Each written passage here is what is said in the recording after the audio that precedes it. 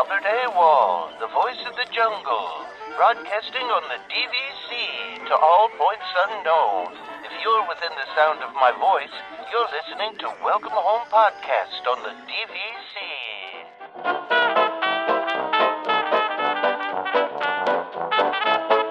Hello and welcome home. This episode of Welcome Home is brought to you by DVC Rental Store.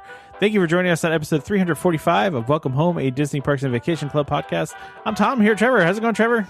Hey, pretty good. I feel like I should be saying I'm coming to you from Frozen Land. From the world of Frozen? The world of Frozen. But that's in Paris. But where I am, it's just as frozen right now. Just as frozen. Yeah, as we talked about, it's been like nice and warm all week and like t-shirt weather. And I woke up this morning and Mother Nature decided that she hadn't had enough of winter. So it's so funny to me because like you don't even like check the weather report to see if it may snow or not, like because it just snows, you know. Like you can't. I mean, it changes so much that I'm just like you have to just kind of deal with it as it comes because I get it. You plan for all scenarios because I mean honestly it could be sunny and 20 degrees by this afternoon. I don't know.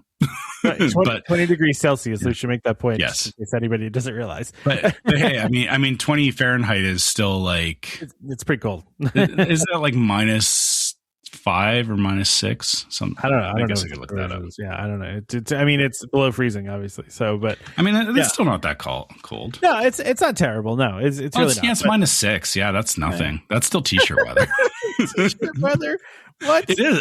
I'm serious. It like. Some days around here when it's been like -30 for like a week, when it goes up to -6, it's t-shirt weather. Like it is all relative. So just like, you know, me being in the world of Frozen is relative, even though I'm not in the Paris one. I would rather be in the Paris one and, you know, be saying hi to Olaf, but but you know. Whatever. It is, right? I mean, I get it. I'm getting speaking of saying hi to Olaf. I mean, not that Olaf's going to be on my cruise, but I'm getting pretty pumped for my vacation. Yes. This is, coming up pretty soon here. We just got, and I don't think I said this on the show, but we had and Trevor, you're not really, you haven't really done the cruise thing before. So we booked, usually you can book a room and then you pick what room you want, right? Like, so you can like pick what room you want. Mm-hmm.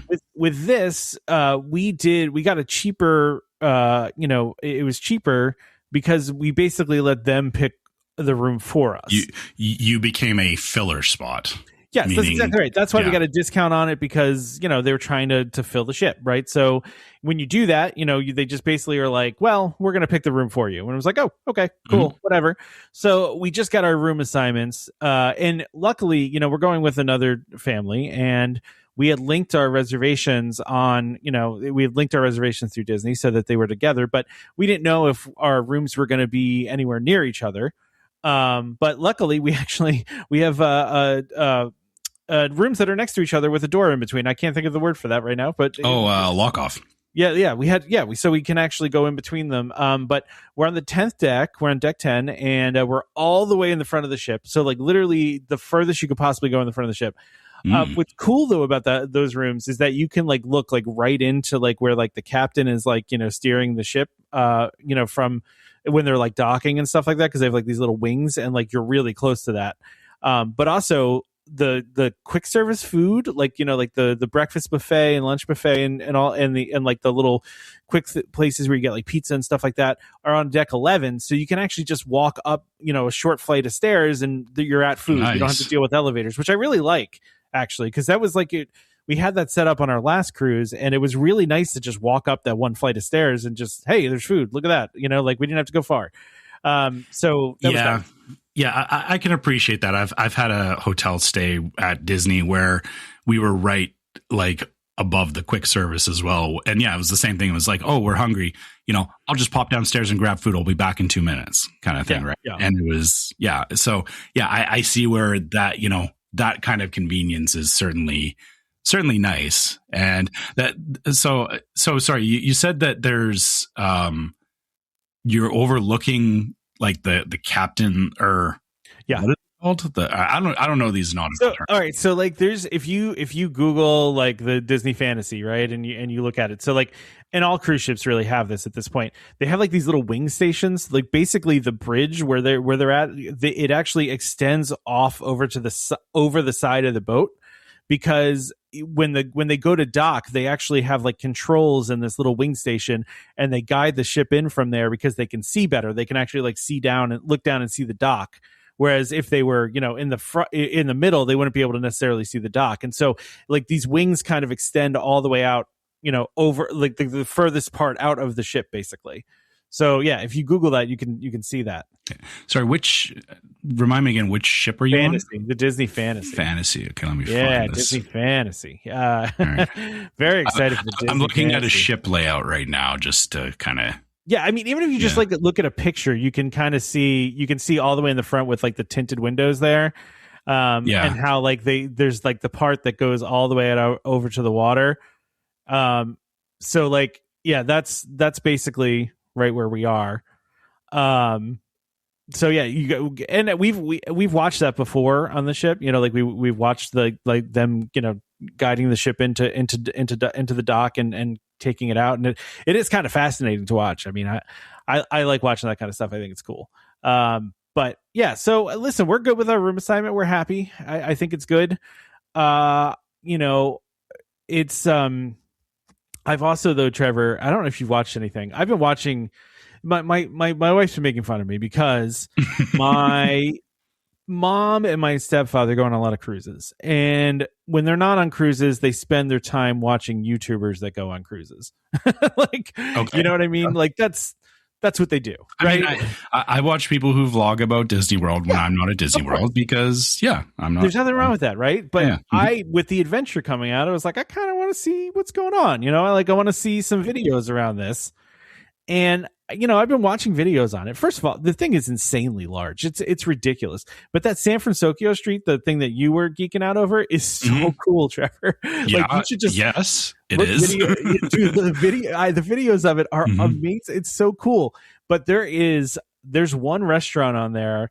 I don't, I'm not this kind of person, but I'm watching this video and I literally like verbally gasped when I saw this dining room, because they have this like Hollywood themed restaurant on board, and like you walk down like this hallway that has like like kind of like the blinking lights, like you're walking down like you're at like a marquee or whatever, but then when you walk in, it's like a 2-deck high. I can't even describe it. Like, go find a video of it if out there. I'm not telling you, but it's like, it's the craziest thing I've ever seen. It's so fancy and so nice. And I mean, you can see how Disney spent $2 billion on this thing. It is very, very, very nice. You're talking about the Hollywood Spotlight Club. Yeah, I think so. Yeah, I think that's what it is. Yes, but I'm looking at it right now, and yes, I understand what you're talking about with the pillars and the lit up pillars that go up 2 decks. It's like just crazy looking. So yeah, I mean, listen, I mean, it makes me sad because I know I'm probably not going on it, right? Yeah, unless it ends up somehow in the States someday. I mean, I don't know. Maybe it will. But I mean, never say never. But yeah. But it looks very cool. And I mean, like I said, that San Francisco thing is also very, very cool. But I mean, there's a lot of neat stuff on board there. But even like, I'm sure you just probably pulled up the picture of the Spotlight Club, Trevor. Like, the video I saw was like them walking in, and it was like, whoa, like that's cool. Like, because the picture doesn't represent it well. Yeah, I assumed that like, I'm looking at the picture, I'm going, okay, I see what it is, but I feel like it's one of those things that a video will showcase it a lot better. It does, for sure. But anyway, so like, we've been kind of on a cruise video kick, and then we were watching Disney vloggers this morning, going to like Frozen and Zootopia and all those like lands in the Asian parks. And my daughter says to me this morning, she goes, Daddy, where's that Zootopia park? And I'm like, oh, that's in one of the Asian parks. She goes, I want to go there just for that. And I was like, okay. I was like, first of all, you don't have an appreciation of how far that is. I know, but well, because at first she looks at it, she goes, Daddy, is that at Disneyland? I'm like, no, it's not Disneyland. I was like, oh, so you'd be on the next flight there. Yeah, I know, right? Yeah, no, I mean, I was like, I didn't know you like Zootopia so much, and she's like, yeah, I do. Like, and I'm like, okay, because I've been trying to get her to watch Zootopia 2 now since it came on Disney Plus, which I think we might accomplish this weekend. I've also been trying to. So one of the other things, Trevor, on the Disney cruise ships is they play movies on the ship, and it's included as part of your price that are movies that are in the theaters now, right? Yeah. And I really want to see Hoppers, the new Pixar movie, because all the reviews are saying it's like hilarious and it's like the funniest Pixar movie ever. And obviously it's doing very well at the box office. It got great reviews. And so I really want to see it. I was trying to get my daughter to go and she's like, no, and so, but you know how it is with kids, Trevor, when they see their friends doing something, they might actually do it when they wouldn't do it otherwise. You know what I mean? And so it doesn't matter how much you say it, but if a friend says it, then exactly. They're all in. Yeah. So we're going to be on the ship, and if it's playing on the ship, we're going with the other family we're going with is my daughter's best friend, right? So if her best friend wants to go, then maybe she'll go. That's the logic I'm working with here. I primed her on this though, and I said, so will you go see Hoppers on the ship? If your friend goes. And she goes, do I have to? And I'm like, well, you don't have to do it. I mean, you don't have to. No, I mean, But I'm like, I feel like she, like, whenever I'm suggesting this thing, it feels like I'm like torturing her. I'm like, no, I just want to take you to a movie. It's a Pixar movie. Come on, You linked that layest Disney Cruise Line advertisement video. Oh gosh, man! And so, sorry, this is sounding like the same thing. When they got to the point where it was the teenager and he was like, "Nah, I'm good." Yeah. I feel like you're kind of hitting that point, which I am well into that point, by the way. My daughter's only 7, though. I mean, we shouldn't be hitting that point yet. Well, okay, you say that, but I mean, kids, they do things at their own pace. It's listen, I saw that commercial, so I was getting ready for the show, right? And they had this new commercial for Disney Cruise Line on Disney Parks blog, and I'm like, all right, let me check this commercial out. And like, I was like, dude, I'm like bawling. Like, I'm like, this is like, how are they putting, like, you're killing me here. Like, I watched that. I think I saw it on like Wednesday or Thursday. Yeah. And it was in the middle of the day. Like, I was like, I think I was actually like just going for lunch. And I brought it up and I watched it, and it took me a good like 15 minutes to get over it to recover that. Yeah, dude. I mean, they hit the mark on that one for sure. That's like the second one they did too. That's like that. I mean, they've done lots that have hit close to that. That one hit particularly hard. I think. Yeah, if you don't know what we're talking about and you want to be watch it emotionally for a little while, listen. If you want to be in your feels for a little bit, that's I mean, it's good. Like it's a great ad, but man, it was. It really. I mean, and Disney's been doing a lot of these lately for the parks and for the cruise ships. Of, hey, your kid's going to grow up. Do this stuff with them now, and I think it hits all of us that have kids that are getting older, and they're all getting any kids getting older, obviously, because we're all getting older. But it just like hits at a certain point, when you really see your kid growing up, and it just like that, and they're getting you right there. And listen, what they're doing, but at the same time, they're right, and it just it hits a really interesting emotional spot. So they're not saying anything like unsurprising in those videos, but you're right. It's just that they're like bringing it to the forefront, and they're telling it in such a way that it's like, it makes you very reflective of like, man, like my kid's gonna be an adult. Well, it's not even just the kid growing up too. It's like the guy in it. He starts off. I don't want to ruin it for anybody, but he starts off as the older version of himself, and then they go back to the younger version of himself, and then progressively gets older. Yeah. They do a time skip, or what would be in Marvel? Like, I guess. I don't. Yeah, I guess time traveling of some sort. Yeah, it's just time traveling. Yeah. So but it's really, really well done, and really hits you in the feels for sure.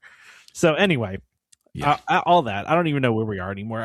You were talking about trying to get your daughter to do something on the cruise, which all bets are off, I think. But hopefully, hopefully you get to watch a movie with her. But I mean, I'll be honest, I can't remember. I think it's been years since I've sat down and watched a movie with my son, but he goes and watches movies with his friends all the time. So yeah, I'm gonna try to make family movie night happen tonight and watch Utopia 2. I'm gonna attempt. Whether it's actually gonna work or not, I don't know. I wish you luck. Actually, what I said, no joke, and I'm sure a lot of parents out there can relate to this. I just straight up said to my daughter, I said, "What can I bribe you with to make this happen?" What can I give you to make this happen? And she's like, nothing. And I'm like, well, what about we'll have some popcorn, we'll have some candy. And she's like, no. And then she pauses for a second and she goes, well, what candy? I was like, any candy you want, kid. Whatever you want. Whatever we got to the store. Yeah. We'll go to the store. We'll have some candy. And she's like, well, how much of it can I have? I was like, as much as you want. It's movie time. I'm trying, man. You gotta try with the bribery sometimes. So. Yep, yeah. You take it where you can get it. Exactly. So we got a couple listener questions that I wanted to answer because we haven't done listener questions in a while, and I like doing listener questions because they're fun. But Dan K from Discord writes, with Bob Iger's tenure ending today, for real this time. We think for real this time, right? I think so. I'm pretty sure it's for real this time. Yeah. I think he's done. Yeah. This was a very smooth transition to Josh too. So, but anyway, what is your favorite thing he did or accomplished, and what was your least favorite thing that he did? Okay, you want to go? No, if you got one, go ahead. I mean, yeah. I think this, and you left this very wide, Dan, right? So, I'm not going to go with the parks thing here. I'm going to go with just the acquisition of Lucasfilm, Marvel, and Pixar. I mean, those acquisitions have shaped the company into what it is now. I mean, if you think about it, most of the output is coming from those three places, and they brought into the fold. Now, listen, with Pixar, they had an agreement beforehand, and they had, were using a lot of the characters in the parks, but the integration of those companies with Disney overall, I think has, I guess you could also throw Fox in there too, because, we're really seeing, it's my wife and I make a joke constantly, Trevor, where, we're watching some movie somewhere and I'm like, oh, Disney owns that now. You know what I mean? It's really, they own this property, oof, Yeah. I saw something that said, because the Aliens franchise is owned by Fox, which makes the Xenomorph a princess. That's right. Yeah. It's so many things like that, though. I'll admit what I was watching. I decided to turn on the movie Super Troopers, which is now 25 years old. But that movie was a Fox Searchlight movie. It's a Disney movie now. It's the wide breadth of what they have now, especially because of Fox too. And at least with Pixar and Marvel, Lucasfilm, they kind of brought things under the umbrella that made sense. I'm not going to say family friendly, but they were all less R-rated, more family-esque, right? Because Lucasfilm was all the Star Wars and Indiana Jones and all that, and even Marvel wasn't, didn't have anything too. I mean, it has some racy stuff in there, obviously, like Deadpool and all that, but the Fox stuff, you brought in a whole lot of other stuff, Yeah, they did very much try to hit a little bit of something for everybody, I think, was the end goal there. But if you're going to force me to do a parks thing, I'll figure out a parks thing. Well, so I mean, I do have an answer to the park side of it. So okay, I'll do. So sorry, that was your favorite. What was your least favorite? Do you have a least favorite? I mean, I don't know. I don't really feel like he did anything all that negative that I can really think of. I mean, you could point to I mean, I don't know, the closure of Disney Quest. He was around for that. I mean, I don't know. Technically, that was under his tenure, yeah. So you can blame him for that. You can blame him for Disney Quest. Okay. Yeah. I'll never forget Disney Quest. Never forget Disney Quest. No, because to me, I think Iger, and I know not everybody agrees with this. I think that his tenure was filled with expansion and growth, and some people will say, well, his desire to put IP into everything is, a problem. But we talked about this with Dapper Danielle that you'll hear in a couple weeks. I understand why he did it. It makes sense. But the whole putting IP and everything, like you said, hey, we have a Dapper Danielle interview coming up in a couple of weeks, so hey, teaser for that. We did talk about that a little bit, but I think the whole idea of putting IP into everything is negative. That's been the case from day one. Like, if you go back to Disneyland was opened with Sleeping Beauty's castle, it was to promote the movie. Yeah, of course. It's always been for promote. It's it's not like they didn't have characters in Disneyland when they opened. They had characters. Yeah. I mean, look, they did some original stuff, sure, but they still had characters. I feel like that argument is, people love to try and die on that hill, and I don't agree with the yes, it's Disney. Yes, of course they're going to put their IPs into it. Yes, you shouldn't be surprised. If you don't like it, go to your local theme park that doesn't have Disney IP in it, because why would Disney not do that? Why wouldn't they do it? They have the most valuable IP in the world. Why wouldn't they do that? Yeah. I bet I can guess what yours is, though. I bet I can guess. Do you? Okay. So you probably don't know what my favorite is. Or I think I can. Okay. Let's hear it. What do you think it is? And I'll tell you. Cars Land. Dang. Okay, you know me too. Well, yes, you're right. Forget. Cars Land is absolutely the best thing. I like from a park standpoint. Yeah.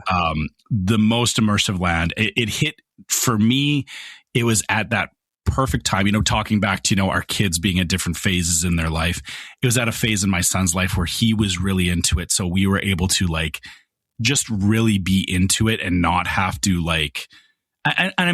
not to say that any other lands we enjoy as well, but it hit at that right point in my son's life where he would we had tons of car stuff. He loved the movies. We had toys and all that kind of stuff, and so being able to bring him to a 2-scale Radiator Springs was the greatest thing. And for me, that was the biggest thing my favorite thing that I liked that was accomplished under Bob Iger's tenure. My least favorite thing, that kind of overlaps actually with your talking about the acquisition of Lucas and you're going to Pixar and all that, aren't you? So okay, this is a bit of a nuanced thing. I don't disagree with the acquisition of Marvel and Lucas and everything. I'm actually glad that Disney did that, because it did bring some things forward that I think were great for the company. And even now, Galaxy's Edge, all that kind of stuff, great that it has happened, and all that, and the movies and everything were good. My issue with it, or I think that the least favorite thing, was the fact that there was oversaturation of particularly the Star Wars stuff. I'm mad that they pushed so hard to put so much Star Wars stuff out that it ruined my taste for Star Wars. That's a fair criticism. Yeah, that makes sense. And that's the thing, is that I don't hate Star Wars. I will still sit down and watch the older movies, but I'm not hunting for the new movies. I'm not hunting for everything Star Wars, because it's kind of like saying, when something's too sweet, you get a dessert and it's it has all the sugar in the world, and but it's supposed to have sugar, and it's but there passes a threshold where it's gone too far. It's too much, right? And unfortunately, that's, I think, I know. I mean, it was definitely intentional, but I don't know that. I don't know that it was their plan to overdo it to the level that they did. I mean, I feel like it was, Bob had a clear plan for integrating the IPs and everything, but I think it was one of these things where, kind of funny enough, is everyone talks about when Frozen came out, it was it took forever for there to be anything Frozen in the parks, and it was this. I wish that they would act quicker on integrating IPs into rides and giving us that stuff. And they kind of did that with Star Wars is the thing. Yeah. Like they, I think they heard them like, okay, well, fine. Here's, back-to-back movies and here's all this. And you almost can't blame them though, right? Because they got their hands on like some of the most valuable IP ever, and it's like, here's all the things we can do with it. And the thing is that it honestly, to me, it felt like a bit of a monkey's paw wish. Sure, yeah. That it was like, I wish there was more Star Wars, and it was like, here you go, but there's a million Star Wars things. Yeah. So I get that. That's my least favorite thing about is that it just ruined my personal taste for Star Wars, and I'm not hating on if you're still into it, good for you. It's just not for me, or I've moved on from it, unfortunately. So, I actually think that Iger at one point said that he regretted how much they did around Star Wars at the beginning. I have seemed to remember him saying that in interviews. So, but I totally a little too hard. Yeah, no, and listen, the other thing, your favorite. I knew it was your favorite. I think a lot of people don't realize that, like, right after Bob Iger got hired, he was like, "Hey, California Adventure's a mess. Like, we got to fix this." Yeah. And like, that was all him. Like, he drove that hard to fix California Adventure. And so the whole redo of California Adventure was all Bob Iger. So, and so that's kind of why I had a feeling you were going to say Cars Land, because I know that widely was felt to be very well done on the whole, just besides Cars, but just like the whole of redoing California Adventure was very well received, and that was really Iger's kind of. If Iger hadn't come in, it wouldn't. I mean, I wouldn't say it wouldn't have happened eventually, but he was the driving force behind it. Yeah, and I mean, yeah, like I agree that California Adventure being redone absolutely need to happen. Yeah. For me, the crown jewel of it was Radiator Springs, just because of, like you said, it was like I can't remember a time before that where walking into a land like. Even Galaxy's Edge, like when I walked into Galaxy's Edge, I was like, oh, wow, this is cool. Radiator Springs was like, oh my gosh, it was, and because we had watched the movies and it was so like, it was familiar enough to us. We were like, oh, wow, they nailed like it's hard to explain when you take an animated movie and you see it in real life and it tracks. But like works. Yeah. It actually works in real life.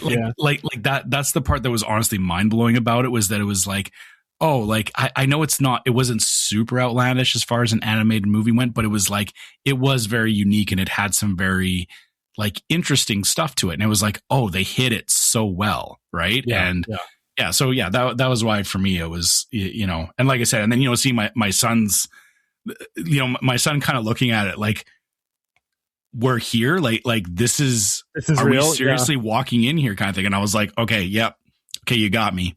Like I'm sold. I'm in. Yeah. Yep. So then the other question we have is from Joe Jam 35, who we realize we don't know if that's this from I'm Discord. assuming his name is actually Joe, because so on our Discord, people have the ability to change their aliases, but not everybody does. So we're going off of username. So yeah. So we're just gonna say Joe, because I know that Joe Jam 35 contributes a fair amount, but I don't know if we've like done names there, so anyway, question for the next episode, or more of a request: rank the WDW boat rides from best to worst. I'm gonna have a proposal for this, Trevor. Maybe we say are the best and worst boat ride at each park. How's that? Okay, so we're specifically talking in park boat rides. We're excluding no boat transport. No boat transportation. Yeah.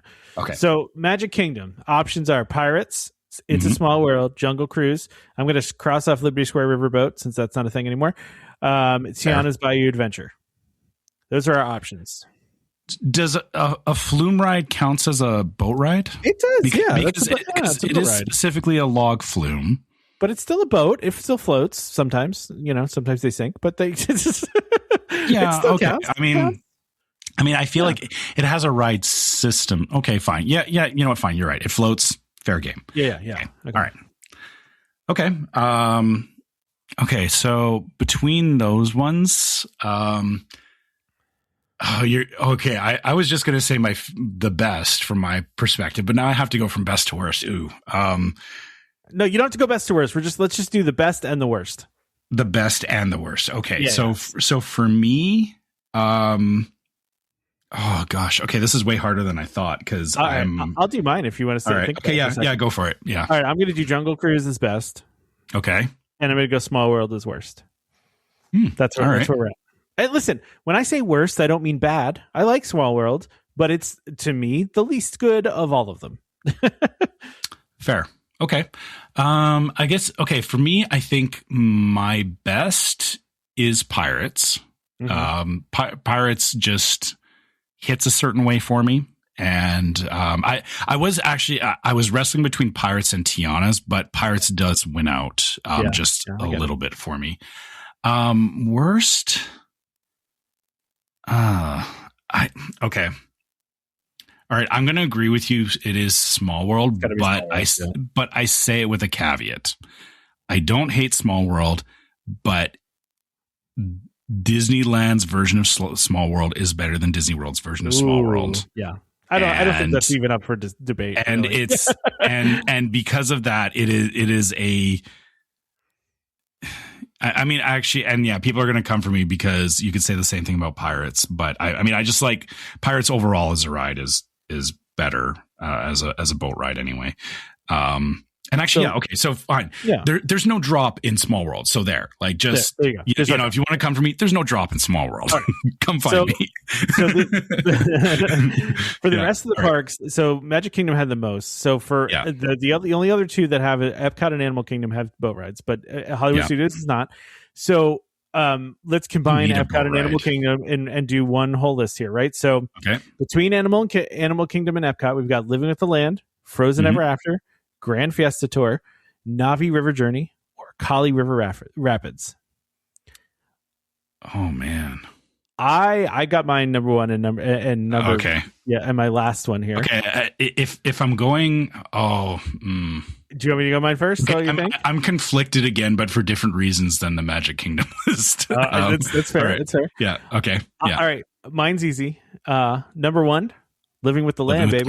Yeah, I knew you were saying that. Yeah. Yeah. I listen. I don't know what it is about Living with the Land. Oh, it's a vibe. It is such a vibe. You can't get past the vibes on Living with the Land. I'm sure there's lots of people that go to Epcot for the first time and then go on Living with the Land for the first time and like, what is this? What is this nonsense we're doing here? No, but enjoy your edutainment, and you're wrong if you don't like it. So Living with the Land is Yes, I love Living with the Land. And I'm going to put my last, Trevor, and this is going to be an interesting thing. Kali River Rapids, only because we have never done Kali River Rapids. I don't know why. Mostly, you know what I think it is, Trevor? Every time we've been there, it's been a really long wait, and we don't want to get wet. That's really what it is, you know? Really? You don't want to get wet in Animal Kingdom? I have no problem with getting wet. My wife does not want to walk around in wet clothes. I've wanted to go on it for a long time. I love those types of rides. They're some of my favorite rides, those raft rides. I love them. Yeah, on a hot day, you need it at Animal Kingdom too. That's why the line's so long. Well, that's the thing though too, is I generally, if the line's longer than 45 minutes, unless it's something I absolutely have to do, I'm not doing it. You know, so I will really lightning lane Kali, just saying. You? Okay. Yeah. All right. So where are you at? All right. So, okay. I in my head, I was going, yes, Living with the Land. And honestly, it was, like you said, the vibes, and partially because I think my wife would be mad at me if I didn't call out Living with the Land because it's her favorite ride. But I slightly put Grand Fiesta Tour above Living with the Land. Okay. And my reasoning for that is, again, it's honestly, it's such a unique ride if you think about it, that it is showing off Mexican culture, which I don't have a lot of exposure to. So to me, it's very different. I find it very interesting. I find the design of it, and I like how they did the cute little animations through it and everything. Yeah. And also, you get to go stand inside of the Mexican pavilion, which again, on a really hot day, you appreciate that AC. Appreciate the AC. And it's a good choice. And it does beat out Living with the Land, because again, on a hot day, you hit that greenhouse and Living with the Land, and it is humid. Yeah. Right. So, yeah. Like if I were going to do a 1 through 5, it would be Living with the Land, Grand Fiesta Tour, Frozen Ever After, Navi River Journey, and then Kali. Like that's probably how it would go for me. So yeah, that mine would be like Frozen Ever After, still in the middle there for me. I would put Kali would be second worst, and I say that now because I've actually been on I've been on Bluto's Bilge barge at Universal, and Kali is a very pale comparison to Bluto's for like how wet you get on a raft. Right? Yeah. So Kali's a little too tame, and that's why it's down the list more. I put Navi River Journey at last because it had potential, and it's just such a disappointingly short ride. Yeah, that's probably the biggest problem, right? For a boat ride, it is like a boat ride should not be that quick.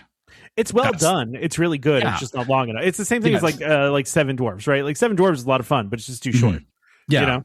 And yeah, like, you know, for the amount of time that they put into theming it and everything, it's too quick. And and compared to all the other boat rides that we're talking about, it's too quick.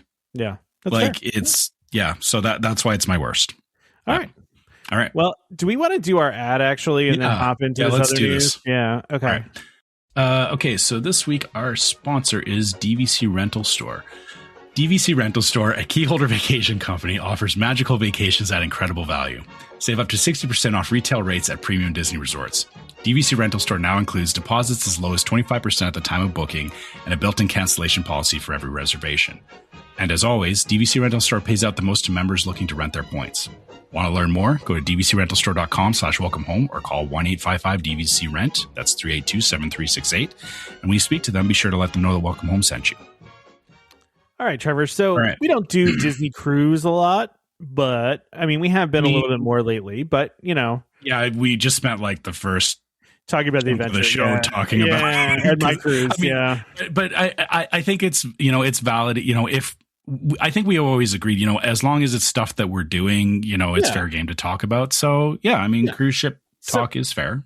Yeah. And so with, you know, Josh taking over the CEO spot, we got a lot of announcements. And one of those announcements was the next Disney cruise ship. So I think a lot of people know that Disney is building a bunch of cruise ships. They are expanding their fleet very quickly here. Basically with one new ship coming out every year for the next bunch of years. I forget how many more it is, but it's at least like, I don't know. I don't want to give a number because someone's going to be like, you're wrong. And I just don't remember. But anyway. There is a constant flow of literally cruise ships coming. Yeah, new cruise ships every single year.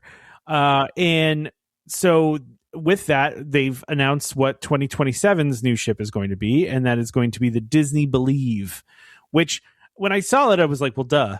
Right? Like that just, you know, I just assume that somewhere in Imagineering they just have like a Word doc of like all of the different like names for these ships, you know, because like that fit into the Disney you know, thing, you know, it's a theme, right? Universe, it's and Believe makes there's sense. Got to be like a thesaurus or something of like because it makes sense.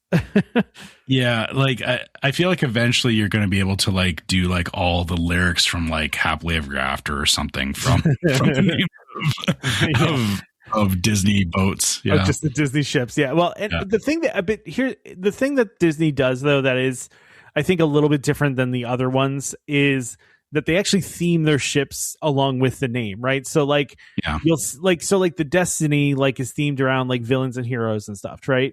So like it, and you know the Destiny thing plays into that. Like whereas you know the Believe is about promise and possibilities, right? So and so like what they're saying is this is going to kind of focus on Encanto and Frozen, right? And of course Encanto is like, and Frozen are kind of fit into that believe thing. With Encanto, with like Mirabelle, like kind of believing in herself, and so I guess the same with Elsa and stuff like that too, right? Like yes. it all kind of falls into that. Yeah. Self belief and discovering their own internal power. Yeah. And then of course it mentions the wishing wells of Snow White, to the depths of the sea with Moana, Little Mermaid.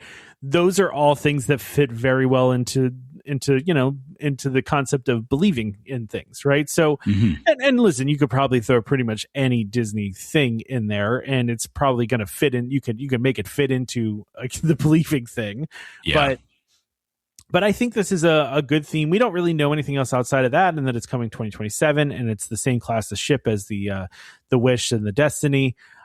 So it's and the Treasure. I'm sorry, I should mention everybody's favorite ship, including mine, the Treasure. Poor Wish, man. Everybody hates the Wish, but it is what it is. It seems like people like the Destiny too, and from the videos I've watched of that one's pretty cool too. But anyway. So this is going on, and we'll have more and more ships coming, but this is the next new one. Yeah.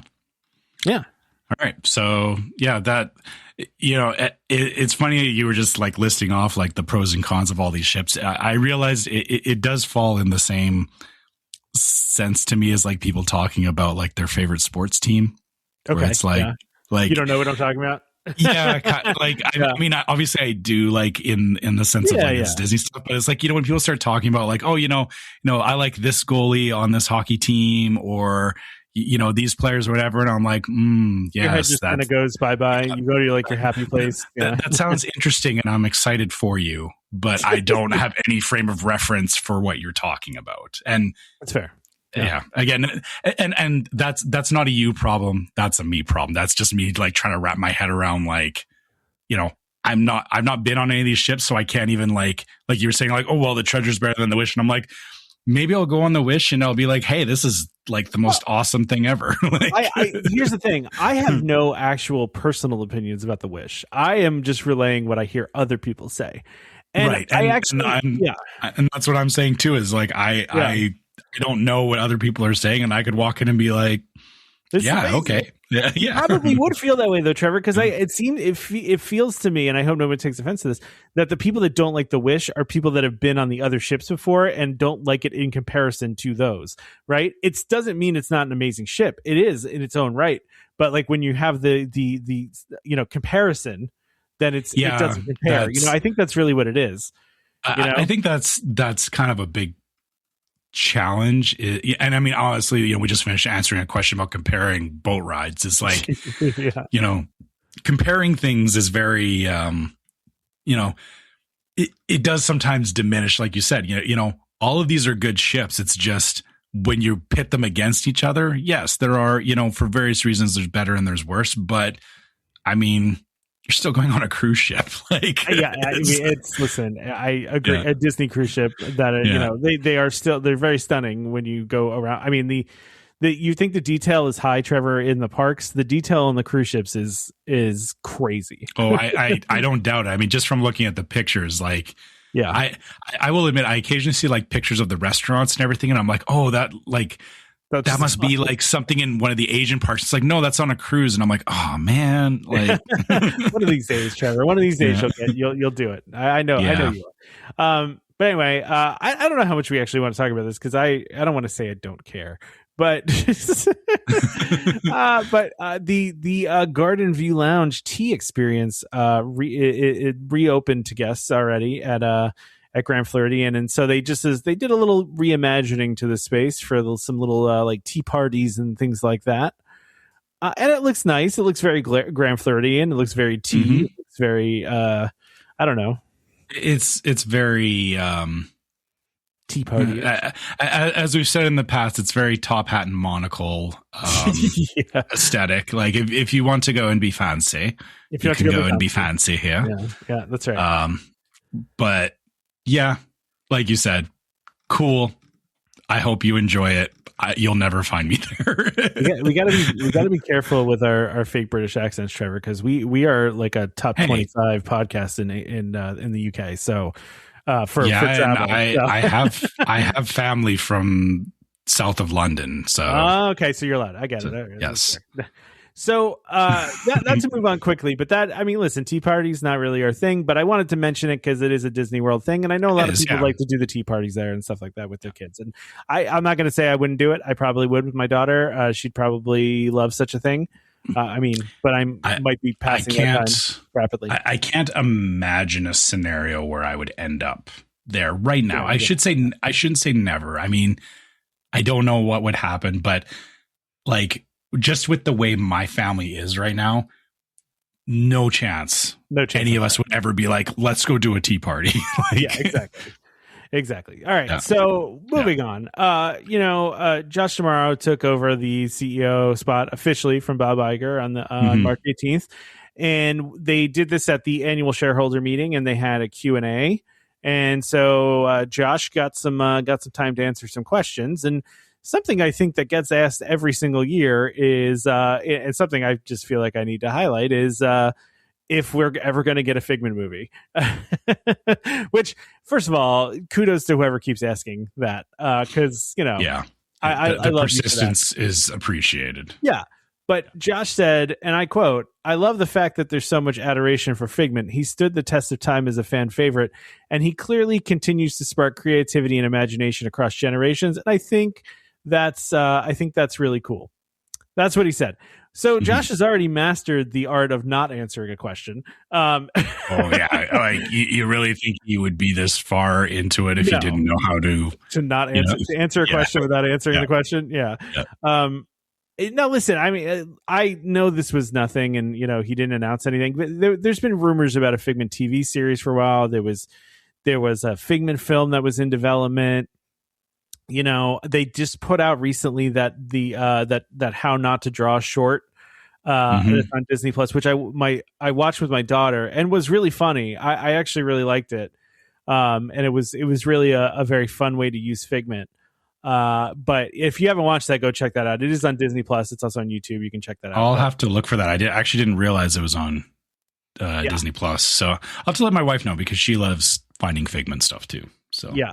And this is it's a different voice than the original. Well, it's all Figment is different than the original, but Dave Goelz had done it since the early 2000s. Isn't it the voice of Gonzo that did? Figment? Yeah, in the ride, but the past couple things they've done with Figment have been a different voice. So, but yeah, I think it sounds like Figment. I don't think it's like New Kermit, where I'm just like, oh, that's not Figment. I think Figment has more breathing space for that because he's Figment, he can. Figment. Yeah. Kermit is too iconic. Like you can't. Not that Figment isn't iconic, but Figment, you've just heard Kermit talking a lot more than you've heard Figment talking. Yeah, Kermit has much more of a legacy to live up to. Figment is not in that same sphere yet. Yeah, exactly. So, but yeah, listen, it's good. It's really fun. It's a nice use of Figment. If you haven't watched it, just go check it out. Like I said, Disney Plus. It's on YouTube.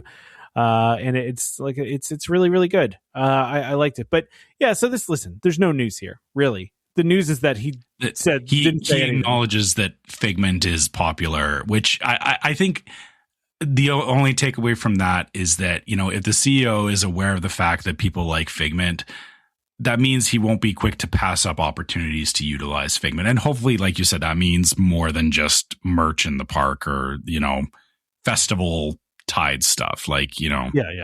Maybe there is a plan for him to be the next character that they expand, similar to, when everything started with Pirates of the Caribbean, right? You never know. Yeah. Oh, he also the guy that's the new Figment voice also was the voice of Gambit on X-Men 97. Which, Trevor, I don't know if you watched. Have you watched X-Men 97? Because that series is great. Yeah, because it's the continuation of the original X-Men series. Yes. Dude, did you watch it though? I think I got like 3 episodes into it. It was so good though, right? Literally it's exactly the same. It lives up. Yeah. Yeah. It's exactly the same. Yeah. So he's the voice of Gambit too. So there you go. Fun times. I'll have to go back and listen for that. Because usually you can hear like with different voice actors, you can hear like inflections in their voice that like you can tell like, oh, I know who that is, right? So I mean, like literally every time we watch a Disney movie, my wife and I have a game where we go find Jim Cummings. Like Jim Cummings is so like iconic. Yeah. And you can always tell it's him too. Like even though he does change his voice to different stuff, you can always tell it's Jim Cummings, right? Like and so like literally we'll just be watching a movie like Jim Cummings right there. It's almost like how Alan Tudyk's become too, although Alan Tudyk I feel like is much harder to, because I feel like he's always doing things like hey hey, where it's like you don't know who's doing that voice, like his is a lot more like stuff like hey hey is very hard to nail down because that could be anybody, but exactly. So another question I got asked to Josh is about prices in the parks. And they put it in a nice way of how does Disney Experiences balance revenue growth from ticket pricing and attendance with maintaining positive guest satisfaction, aka how do you stay profitable and not raise prices so high that it makes everyone mad. Which is tough to do because we're probably at the point now where people are pretty mad about the things, how much things cost. But again, he kind of gives a non-answer, Trevor. He said, I mean, he's not wrong though too. He says, I'd start with the fact that I know that a Disney park visit, it's meaningful investment for families that visit us. Our goal is for every single guest to feel that their experience is worth it. Basically, we want this experience to be the best day of a guest's life, and we're always measuring our success here. Okay. But then he says, when it comes to how we think about pricing, what we try to do is focus on offering a wide range of options at different price points so that families can visit in ways that work for them, whether that's during value season or, maybe taking advantage of multi-day ticket savings or even taking advantage of special offers when we introduce them from time to time. That really does seem to kind of be their thing, Trevor, and it's always has been. Like base ticket prices cost a lot more, but then they do like a ton of promotions and you just, you use a promotion, I mean, that you're right. Like for those of us that know, it's like you never just pay, face ticket cost. Yeah. You always figure out like, multi-day tickets, discounts, time of year, all that kind of stuff. Time of year. Yeah. Cause I had a friend that wanted to go and they wanted to do it under a certain budget and they told me when they were going and I was like, well, why are you going then? That's like an expensive time to go, cut it, like go back, go a couple weeks earlier and you'll cut off like $2,000, like there's ways to do it. Now, no matter what you do, it's expensive. I mean, it is, it is what it is. I have always felt though that, I've never come away from Disney thinking it wasn't worth it for what we paid for, Yeah. So, yeah, absolutely true. They I've never been upset about paying the money to get these experiences. But like what Josh is saying here though is, basically they're looking at how people are reacting to it. And I guess we haven't hit a point yet where people are so dissatisfied with it that that they're declining going to the parks and all that kind of stuff, right? I think that's like it's. I always laugh when people are like, oh well, ticket prices when Disneyland opened were like 50 cents or whatever. It's like, okay, but can we stop with that? Like, you know what I mean? There is a whole relative conversation but inflation and everything. It's like, yeah, you're right. But, I don't recall a spot where the rule said that Disney ticket prices had to move linear to inflation. Yeah, exactly. Like that's honestly kind of an insane statement as well. Like it's equally like, I guess what people don't realize is that, saying that, the price should be this part or this amount because I agree with it is just as insane as if Disney doubled the prices of their tickets, like month over month. Like, like it's unreasonable. And I'm not saying that, I'm okay with the way the prices are right now. I honestly think, Disney could look to do some more promos or, find ways to, help people enjoy the parks more. But again, we've talked about this before, is that, Disney as a business is also aware of there is a line of, the more you charge for things, the less, like, you still get the same amount of money, but there's less people in the parks. And the whole thing of, but not everybody can enjoy it is like, yes, I know, but it, like, not everybody has to do everything all the time. Yeah, I mean, yeah, right? Like, I don't get to enjoy private jets either. When we were growing up, we had to save up for 5 years. Yeah. We went to Disney once every 5 years. I was lucky enough that, as an adult, I was able to go there every year. And, for the last couple of years, we haven't, or I shouldn't say I was there last year, but, we had stints where, we weren't going every year because of various reasons. You're not entitled to go when you want to go, I guess is the thing. So I mean, same thing when I was a kid. My parents couldn't afford to take us to Disney when I was a kid. Like, it's always been a premium vacation, right? It's always been I don't want to say a luxury vacation, because I don't think that's the right term for it. But for us, it was considering in Canada, like, it is a lot more expensive to travel to the States and all that. Going to Disney is like, oh, that's the expensive vacation. Yeah, and it's all relative, right? Like, it's But yeah, I mean, I was in the same place, Trevor. Like, I went, like, we did like one time, and I think it was, my mom and stepfather like saved up a lot of money to make it happen. And, like, we understood that, like, it wasn't it made it more special in a way, and we just couldn't, and listen, I'm much more fortunate as an adult to be able to go more often, but it's not something we really did when we were kids. We, it was very, it was a couple times. That was it. So I understand though, because I want everyone to be able to go there and experience it too. Like but I also think that they have been listening to that lately and have been doing more deals. And, like they mentioned the $50 ticket for at Disneyland for kids during the summertime. Like they are doing things, and it's it's not like they've always had these offers, and I think they continue to do the offers. And I also understand the criticisms around like things like Lightning Lane, like paying for that when it used to be included. Like, I kind of get that.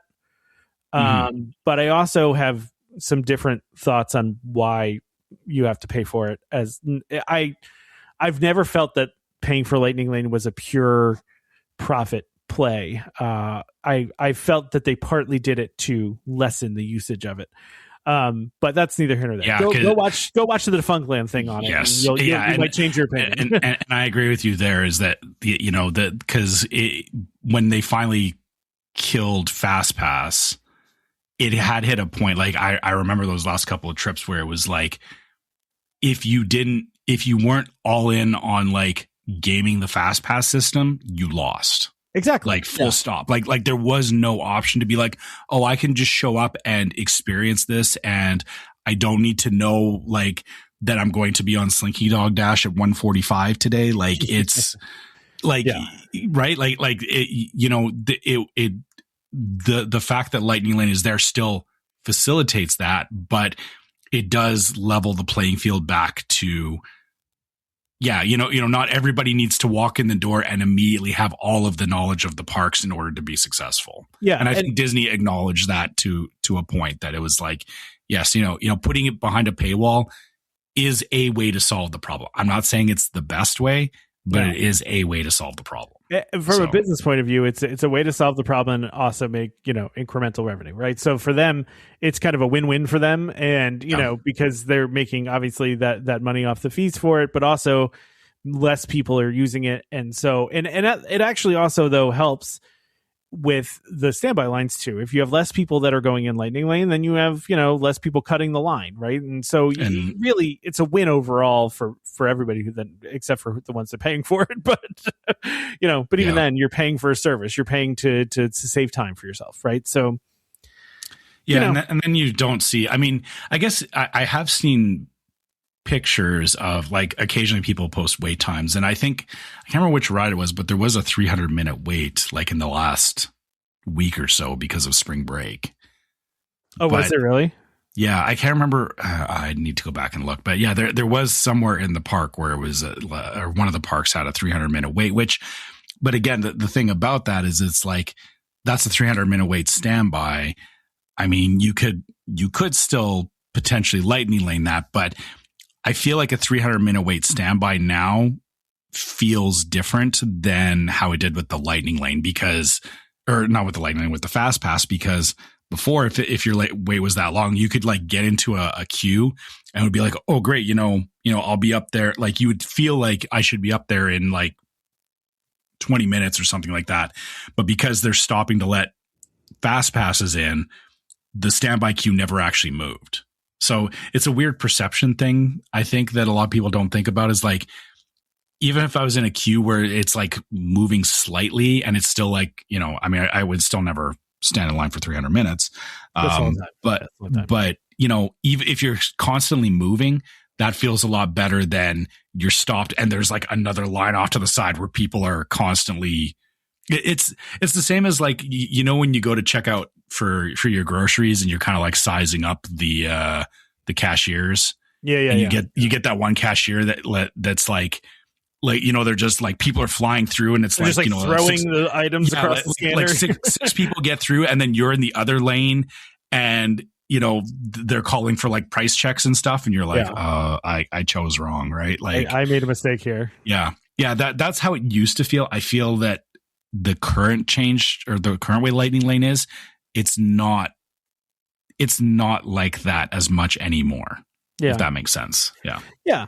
And if you really want to, like, I mean, I've talked about this many times before, and if you want to nerd out on the whole fast pass thing, go watch Defunctland's video on it, because it's one of the most comprehensive, and I mean, spent a lot of time analyzing fast pass, and like I said, listen, I'm not naive here. It's not good. Sorry, finish your thought. No, I was just saying, I'm not naive. I understand that Disney's also doing it to make more money. Sure.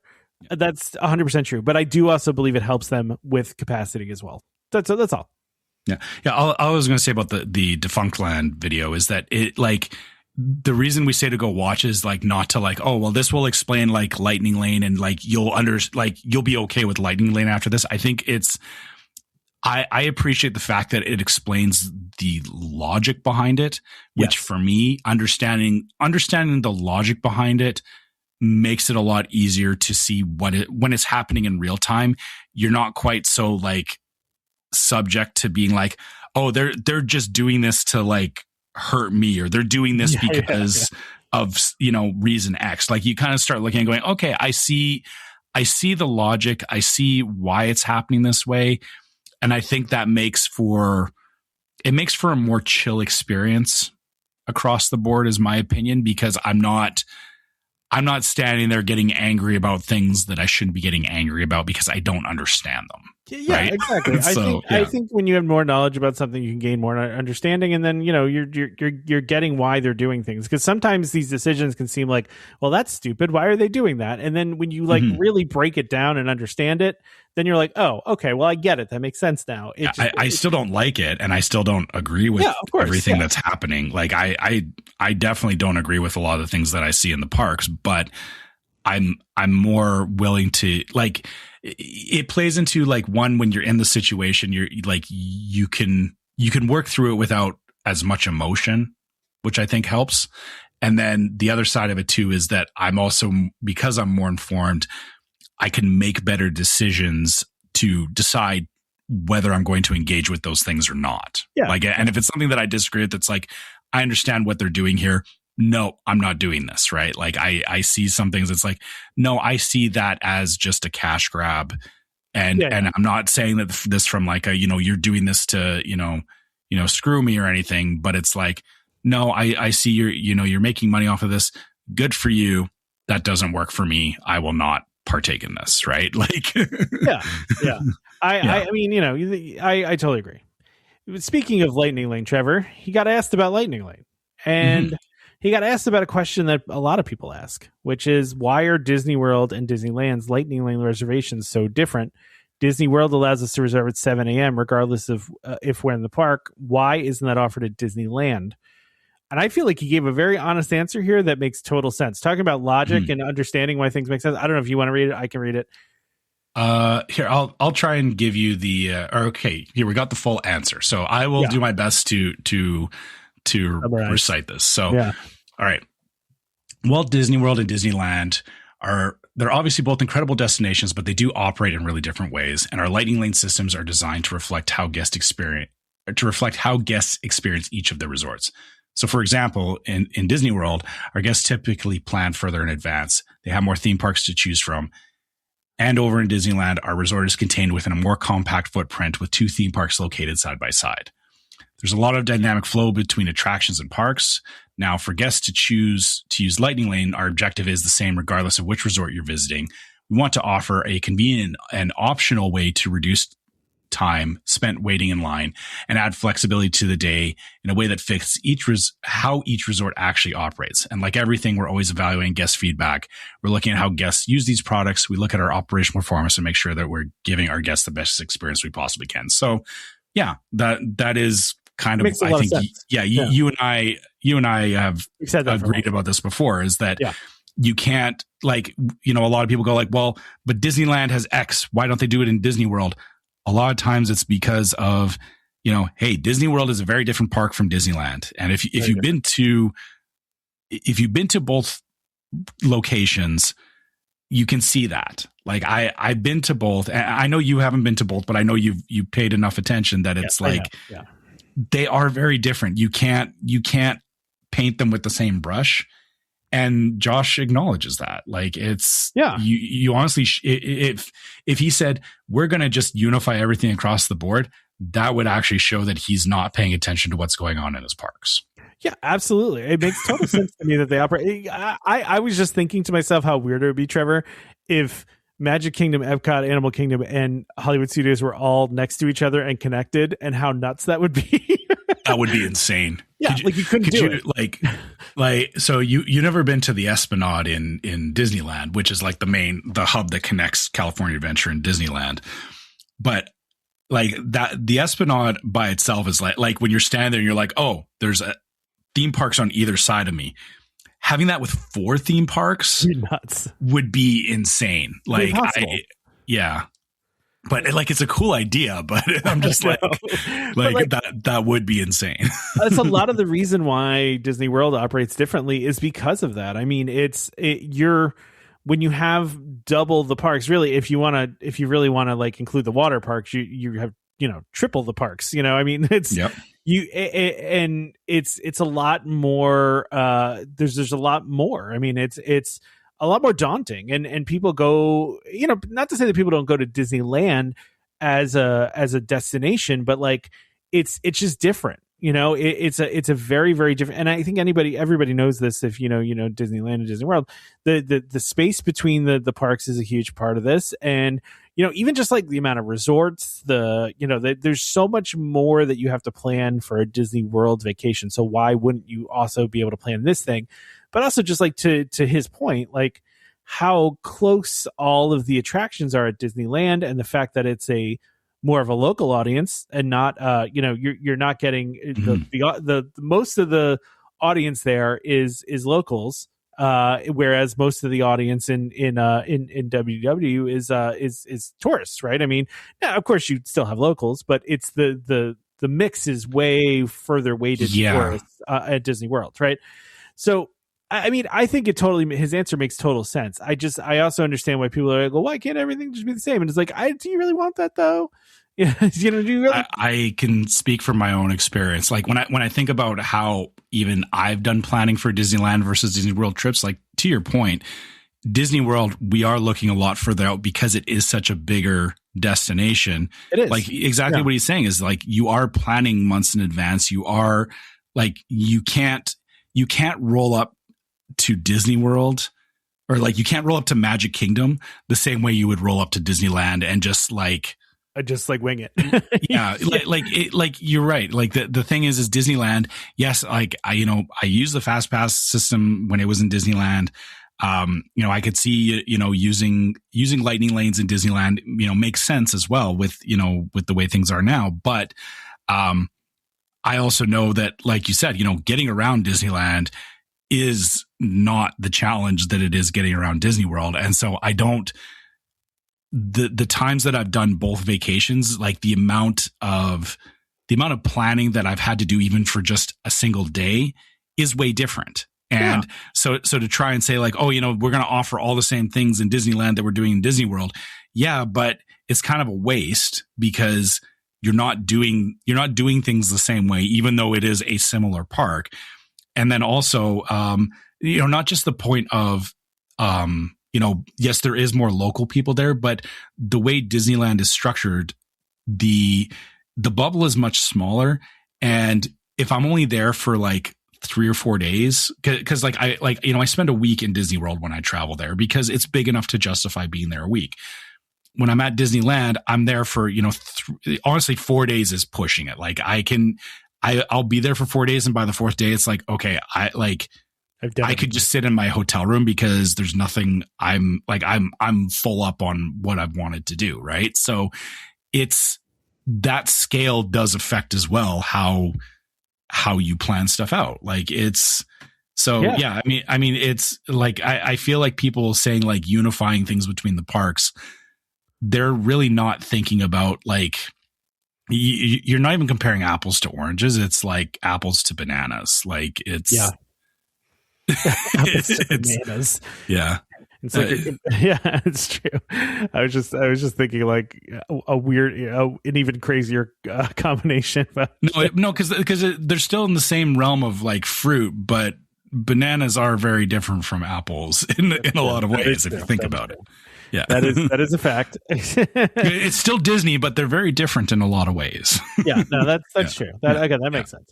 But yeah. I mean, listen, that's a pretty straightforward answer, and I think that's good. But so that's all we got from Josh Jamara, but we also got movies, Trevor. We got movie announcements. Yeah, Lilo Stitch 2. Yeah, I knew about that. Knew about the new Incredibles movie. We got release date though. Well, we got release date for the Incredibles 3.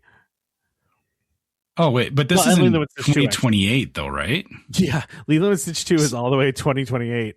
So we're still far off on that one. I feel like giving me a release date in 2028 is like 2 release dates, June 16, 28 for Incredibles 3. Yeah, like I don't know why I would need to know this that far out. I mean, maybe you got a plan. Your make your plans now. Yeah, like okay, I'm like my Disney World vacations. I'm planning like 11 months out, only because of the fact that that has to be planned that far out. I'm not planning seeing a movie 2 years out. I was gonna say gonna say 3, but I realized we're in 2026 now. Yeah, they like to set their slate. Like they put it out there. Okay, fine. Yeah, I get what you're saying, but it's just it's not really for us as much. It's not really even meant to get us all that hyped because it's so far away. But listen, we assumed that there was going to be another Lilo and Stitch, right? Because the first one was very, very popular. I mean, it was ended up being the highest grossing movie of 25, right? I mean, it was one of the highest grossing movies. No, K-pop Demon Hunters beat it. Well, no, because that wasn't in theaters though. It wasn't? No. Well, I'm pretty sure it was briefly. Okay. Yeah, not for the length of time. You're talking for just movie or like movie theater. Yeah. Okay. Yeah. So yeah, I mean, it was. Well, I guess it wasn't the highest. It was the 4th highest. Okay. I was gonna say I didn't think it was the highest. I'm sure there was other movies that I'm missing that were higher than that. But well, it was. Let's see. Zootopia 2 was number 2. The number 1 movie was a foreign movie, but like as far as these movies go, it was Zootopia 2, Avatar: Fire and Ash, then Lilo and Stitch. So, but it made over $1 billion. All right. So I mean, yeah, you make over $1 billion, you're going to get a sequel. I mean, that brings up an interesting point of like movie theater sales versus, I guess, what is perceived and hyped and everything are 2 different things. So that is very true. Yeah. I mean, listen, that one's probably beats it on most stream movies, right? Like, so. Yeah. I mean, just the sheer hype around it, I feel was more like Lilo and Stitch was a good movie and all that, but I don't know. I guess I don't measure things in box office charts anymore. Yeah. It's all about the minutes. Yeah. I think it's just what grabs my attention is really all it is. So yeah, I mean, I understand that. I understand that. So I'm just looking at top 10 kids movies streaming of 2025. K-pop Demon Hunters won that by a mile. Yeah. But everything else was Moana 2, Frozen, Cars, Zootopia. I mean, that's, so they did very well with that. Yeah. Anyway. So anyway, back to these movies that are like way into our future that I'll forget about like 3 times over before. Yeah. So I've already forgotten what movies are coming out. Lilo Stitch 2 and Incredibles 3, which it's a joke. I mean, I need to go back and watch Incredibles 2 again. I don't even remember. Incredibles 2 is good. But I haven't watched it in a while, and I don't remember like the plot points of it. Is the thing. Yeah, so, no, it's a good one. It's the one, and spoiler alert for a movie that's a little old at this point. It's the one where there's the villain that's like flashing stuff onto people's eyes and turning them into like zombies, and then like they that they can control, and like there's all these other superheroes involved too. I feel like there's a like meta joke there somewhere. Probably. There's some kind of commentary on flashing things into people's eyes and brainwashing them. Oh no, 100% is what it is. Yeah. Well, listen, Brad Bird is not he's a smart guy. He's the thing that stinks about the third one is that he's not directing it. He is writing it. So we're still going to get the writing from him, but he's not actually directing this one, which he's directed the other two, and only just because he's busy. But it's which is because both the Incredibles movies were very good. I mean, the first one is fantastic, and the second one is, I would say, close to as good as the first one as you pretty much can be. It's really hard to make a sequel, especially one that's as good as the original. And I feel like they, for the most part, accomplished it. So there is an interesting thing with that there are sometimes cases of movies where the sequel is better than the first one. It does happen. An example of that is Aliens, but that's a controversial. Aliens and Terminator 2 was, miles above the first one. I think you can have a conversation about Alien versus Aliens. They're both fantastic movies. Yes. I just prefer Aliens, but that's either. Yeah. But I agree. Actually, Aliens is better than Aliens. So yeah, there are cases where the sequel is better than the original. But then when you get into the whole trilogy thing, I can't think of a time where the third movie in a series, Toy Story 3. You think Toy Story 3 was better than Toy Story 2? Kinda. I know that's a controversial choice, right? But I didn't like Toy Story 3 as much as 2. Oh man, I don't know. Toy Story 3 really, they really hit. I mean, Toy Story 4 was fine, and I don't even think it's in the conversation of best Toy Stories. We're not talking about past trilogies, so I'm keeping it to like first 3 movies. So I mean, I don't. I mean, I don't know, man. 3's really good. It's hard. 3 didn't hit me the same way that 2 hit me. Oh, really? Okay. See, 3 hit me pretty hard. The end of 3. That was actually part of it. Was that the ending of 3 was. I mean, they did something unexpected with it, but they had the fake out ending that was really emotional, and then the real ending, and both of those were really good. I thought, but I mean, So, but like I said, I'm just looking at Incredibles 3. I'm just thinking about like I'm not saying that it's going to be bad, but I guess okay. I saw somewhere they're going to age Return of the Jedi, I guess, was pretty good. Listen, they're going to. I read that they're going to age the kids up, which I think is smart. Like, I really want them to age. Yeah, I mean that honestly does need to happen in the third movie because otherwise it turns into the same problem as like The Simpsons, where exactly. they've been 12 years old for 25 years, kind of thing. Longer than that now. I lost track of how long The Simpsons has been running. I guess it's more like 35 years now, isn't it? Yeah. Yeah. Man. Yeah, 36 years for The Simpsons. So yeah, they've been the same age for 36 years. I know. But Crazy, I'm right? still 25. What are you talking? My brain is stuck at 25. Leave me alone. My wife and I are for some reason on a 90s comedy movie kick, right? Just like going back and so last night we decided to watch Austin Powers just to see if it held up. Yeah. Right? And that movie was from 1997, Trevor. And I was like, Yeah. this movie is 30 years old, basically.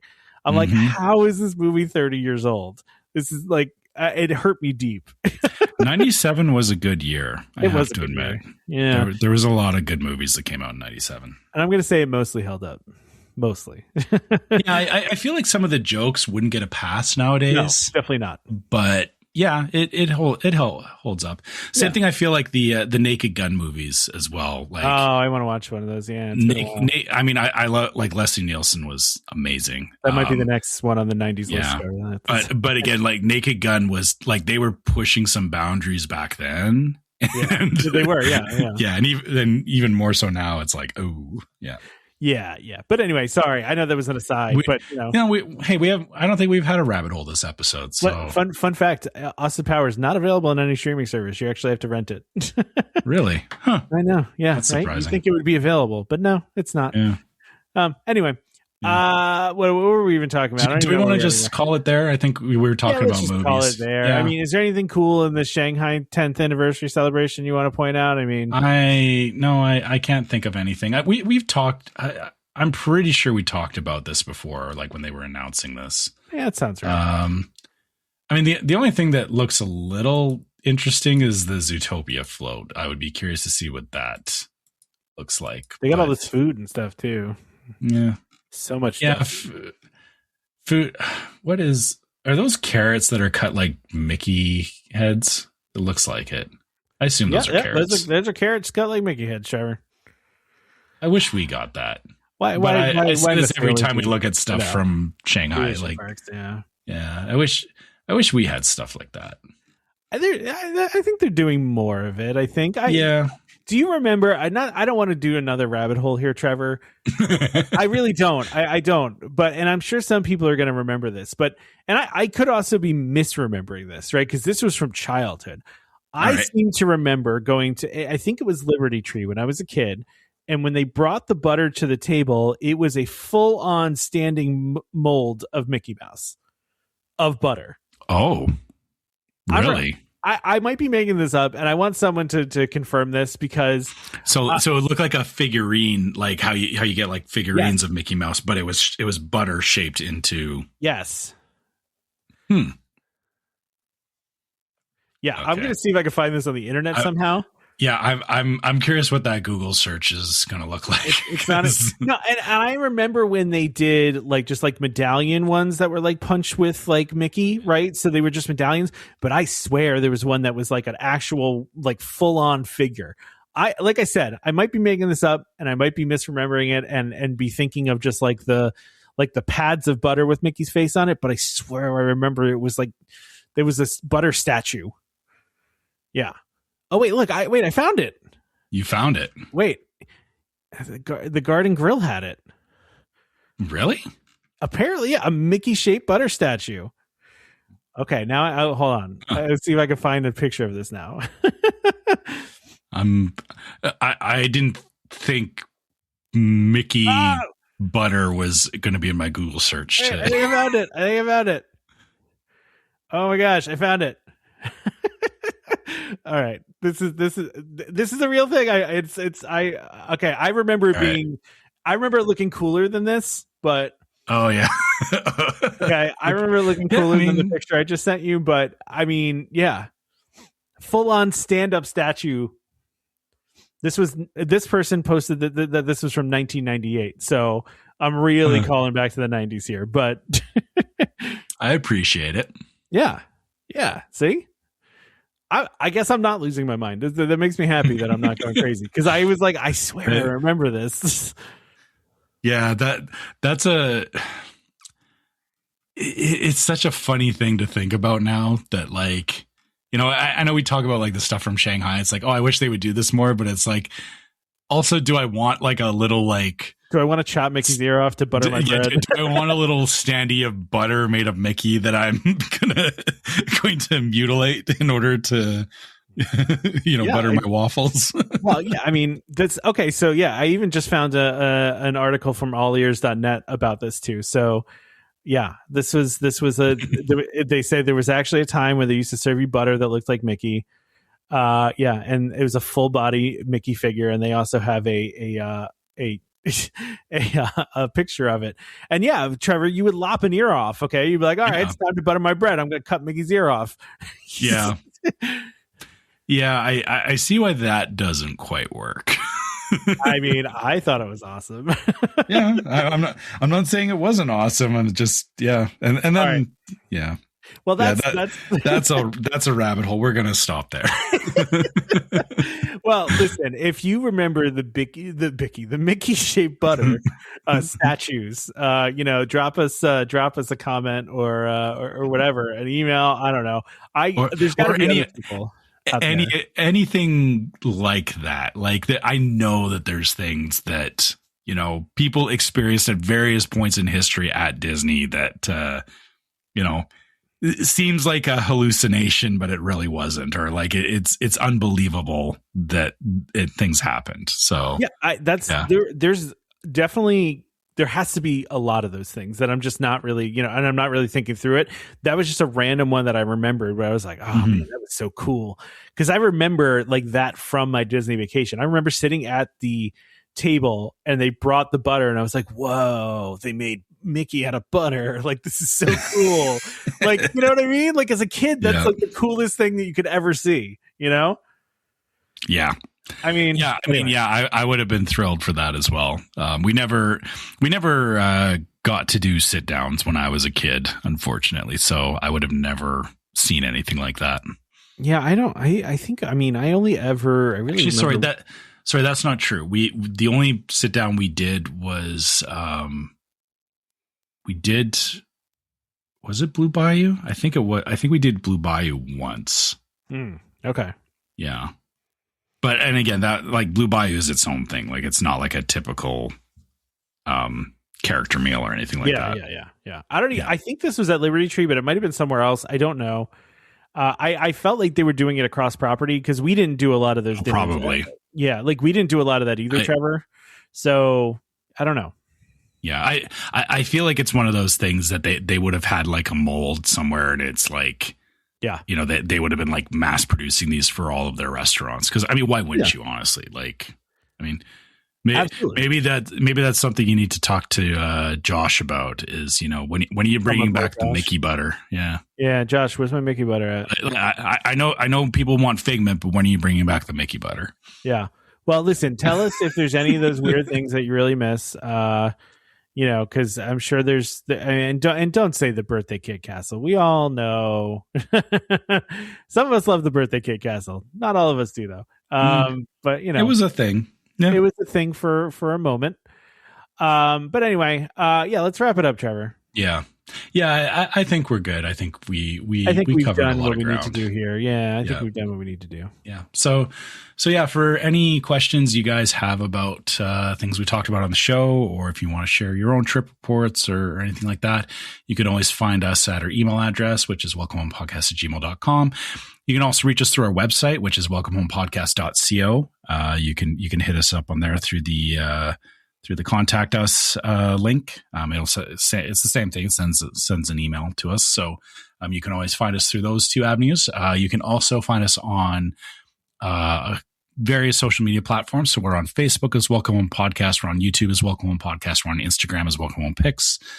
And we also have a group on Facebook called Welcome Home Disney Waitlist, where if you want to get in on conversations about Disney stuff or just share your own trips, all that kind of stuff. We love seeing that. We love seeing people, having those conversations. And if you want to help support the show, you can go to store.welcomepodcast.co. You can check out some of the different merch that we have there. We do have all the normal stuff like hats and t-shirts and stuff like that. If there's something that you would like to see for the show, that you would like us to put up on the store, let us know. We can, because we can add stuff to the store. So, drop us a line and we'll see what we can do from that lens. Also, if you want to help support us through Patreon, our Patreon is patreon.com/welcomehomepod. Our Patreon listeners get access to exclusive merch that you can only get on Patreon, and they get access to the Discord server, which is yet another place that we have great conversations about things from the show. I should point out, or some of the conversations. I think. Sorry, I need to go back a little bit here. I think it was Allie was convinced about cruising by a couple other people in the Discord. So that was we're all helping each other. Spend more money with Disney. Convince each other. I should actually follow up on this. That I know. Tom, we had talked about your, you convincing your wife that you should go and ride Buzz when you get off the cruise ship. My wife reached out to your wife, and did she? yeah, and it was no, we're not doing that. So, I told you. She said it nicer than that, but it was my wife tried to vouch on your behalf, and I appreciate that. Yeah, it didn't happen. So, like I said, I think it's circumstantial because we're traveling with another family. Yes, that was the reasoning. It was because you're with other people. It didn't make sense. So, if it were just us, we would do it. But but literally, I said this in the Discord, and this is true. Like, I didn't even get to the end of my sentence. She's like, "No, we're not going to the park that day." Yeah. Like, I was like, "Hey, Buzz Lightyear opens up the same day we're getting off the." No, we're not doing that. I didn't even say like, "Hey, we should go to the park." No, which she knew where it was going. She knew. So I know her. She knows me. We've been together a long time. So if you want to see that stuff happen live in the Discord, like I said, check out our Patreon, and you'll get access to the Discord server for that kind of stuff. Last but not least, if you're listening on iTunes or Spotify or anywhere you can leave us a review, leave us a 5-star review. It just helps more people see the show just because of how the algorithms work. And if you're on iTunes and you want to write us a review, please do. We'd love to hear what you guys think about the show. Yeah. So the other thing you should do is subscribe to Welcome Home Podcast so you can be reminded every time we release a new episode. You can find us on Apple Podcasts, Amazon Music, TuneIn, Spotify, YouTube Music. Those are just a couple examples. There's like a million places you can find podcasts these days. And, any of those, we're there. And in fact, if you go to a podcast app and you can't find us, please email us and we will get ourselves on there because we intend to be anywhere you want to listen to us. So go and, check that out wherever you want to listen to us. And of course, if you watch on YouTube, we have the audio only episodes, but then we also have the video episodes too, which we are doing more and more of. So, keep an eye out for that kind of stuff. Thank you to DVC Rental Store for sponsoring this episode, and of course Keyholder Vacations for continuing to be great sponsors of the show. Trevor, I didn't even tell you, we got an email from Danny trying to coordinate the grand reunion of Marissa, Derek, and herself all at once on the show. So we're going to try to get that done for May, Trevor. So wonderful. We got to book that like several months out because we know how busy that some of those people are. So yeah, we're going to do that. We're going to get everybody we're going to get the gang back together. So right on. Try to get Nick in there. Looking forward to that. Yeah. There's no way Nick is joining us. Yeah, right. Anyway, join us next time for more Disney Parks discussion. Of course, more DVC talk. We hope to see you all real soon. This is Skipper Albert Awol, the voice of the jungle, signing off from Welcome Home Podcast on the DVC. To a house when we had a church, how she can cuddle, it's no man's affair. I look around for fold of hope, found her in her sugar bowl. Hey, look out, here comes